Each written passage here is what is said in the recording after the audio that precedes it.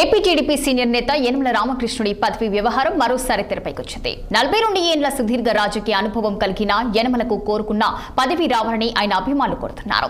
తమ నేత అనుభవం కరువుమరుగయ్యే విధంగా పదవులు రావద్దని వారు ఆకాంక్షించారు. ఇక ఇంతకాలం మౌనంగా ఉన్న తెలుగుదేశం పార్టీ అత్యంత సీనియర్ నేత యనమల తొలిసారిగా పెదవి విప్పారు. తాను ఆశించిన పదవి ఎండమావిగా కనిపిస్తుండటంతో ఎటకేలకు తన కోరిక వెల్లడించారు. రాజ్యసభ సభ్యుడు కావాలని ఉందంటూ మనసులో మాట బహిరంగ పరిచారు.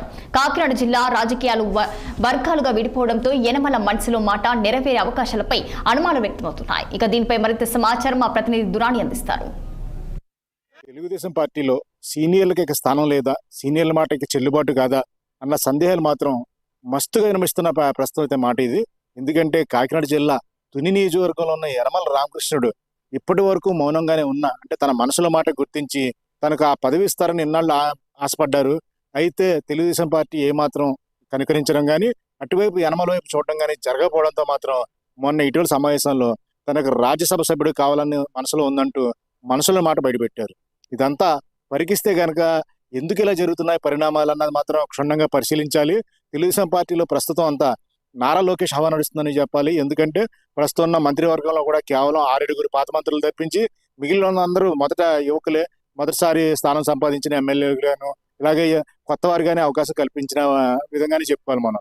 అయితే యనమల రామకృష్ణుడిని ప్రత్యేకించి తప్పించడానికి కారణాలు లేకపోయినా, ఎందుకంటే నారా చంద్రబాబు నాయుడు ముఖ్యమంత్రి కావడానికి తొలి అడుగు వేసింది, అంటే ముఖ్యంగా పాటుపడింది మాత్రం యనమల రామకృష్ణుడిగానే చరిత్ర సాక్షిగా చెప్పుకోవచ్చు. అయితే చంద్రబాబు నాయుడు కూడా ఎప్పుడు కూడా యనమల రామకృష్ణుడిని అగ్రస్థానం ఇస్తూనే వచ్చారు.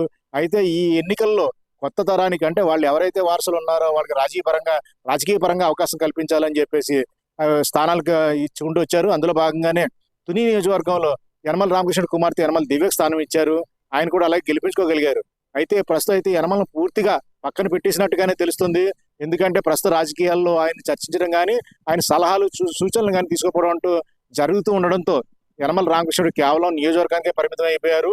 దీనికంటే ముందుగా గవర్నర్, ఏదైనా రాష్ట్రానికి గవర్నర్ అవుతారని భావించారు. అయితే ఆయనకు గవర్నర్ పదవి కంటే రాజ్యసభ మెంబర్గా వెళ్ళడం ఆయనకి ఇష్టం కాబట్టి అదే మాట అంటే పెద్దలతో చెప్పినట్టుగా తెలుస్తున్నప్పటికీ ఎవరు దాన్ని పరిగణలో తీసుకోలేదు.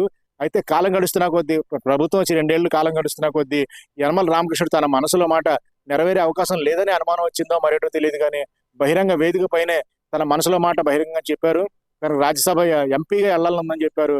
అయితే తెలుగుదేశం దీని మీద నిర్ణయం తీసుకుంటుందో లేదో తెలియని పరిస్థితి. ఎందుకంటే గతంలో ఉమ్మడి తూర్పుగోదావరి జిల్లాలో ఈ 19 నియోజకవర్గాలు ఉన్నప్పుడు యనమల చెప్పిందే శాసనం, ఎవరిచ్చినా సరే యనమల రామకృష్ణుడి వెంట అడుగువేయాల్సిన పరిస్థితులు ఉండేవి.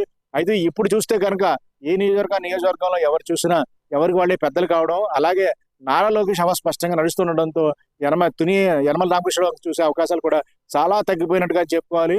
ప్రస్తుతం అయితే కనుక జిల్లాల పునర్విభజనలో మళ్ళీ మారుస్తారన్న లెక్కల గణాంకాలలో తుని కూడా తూర్పుగోదావరి జిల్లా నుంచి విడిపోయి, అంటే ప్రస్తుతం కాకినాడ జిల్లా నుంచి మారిపోయి అనకాపల్లి, పాయకరావుపేట అటువైపు వెళ్తున్న దృష్ట్యా పూర్తిగా యనమల రామకృష్ణుడి హవా చరిష్మా మొత్తం తుడిచేసే ప్రక్రియ జరుగుతుందా అనే అనుమానాలు కూడా తెలుగుదేశంలో కరడు కట్టిన, అంటే పాత తరం ఎవరున్నారో వాళ్ళందరూ అభిమానం కలుగుతుంది. ఎందుకంటే కాకినాడ జిల్లాలో యనమల రామకృష్ణుడి పేరు అంటే ఎవరికైనా సరే వెంటనే పాత తెలుగుదేశం గుర్తొస్తుంది.